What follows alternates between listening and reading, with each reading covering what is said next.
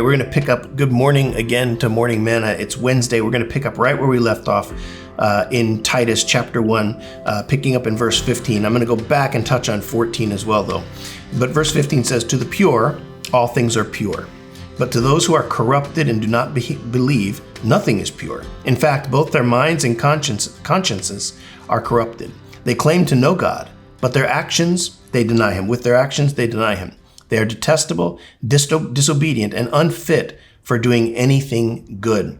Now, at the end of yesterday's devotion, verse 14 says that we should rebuke people sharply so that they will be sound in their faith and pay no attention to Jewish myths or to the merely human commands. The significance of that, and I meant to touch on this yesterday, so it's kind of a tag on to yesterday, is that if we allow a fellow believer to move forward in something that is ungodly, we are not doing them any service, and they will go on thinking things that they're doing are great and in tune with God that are actually not. And so it's important that we not buy into traditions all the time and to myths. Oh, well, the church has always done it this way. We should always do it that way. That's not true. There are many times when we have to change with the flowing of the area that we find ourselves in. The bait is not what matters. The method is not what matters. The message is what matters. So we can change the method, but the message stays the same.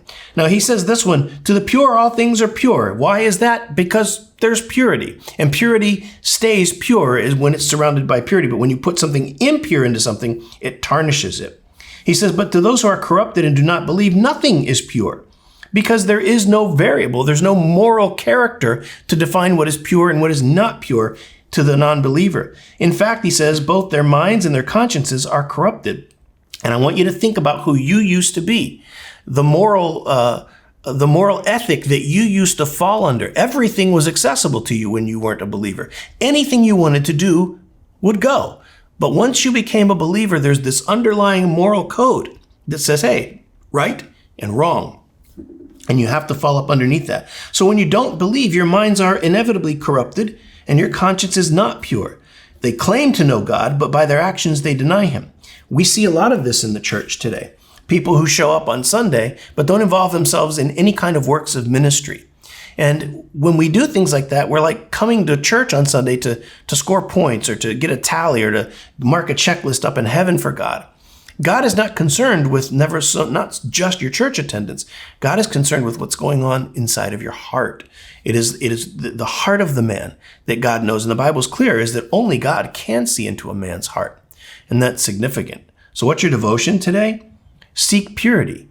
Be a believer based on the moral ethic or the moral code that happens to an indwelt believer.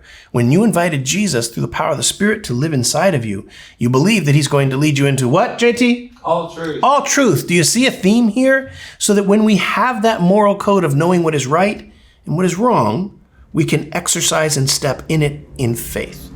And that's your devotion for today. Step in faith today.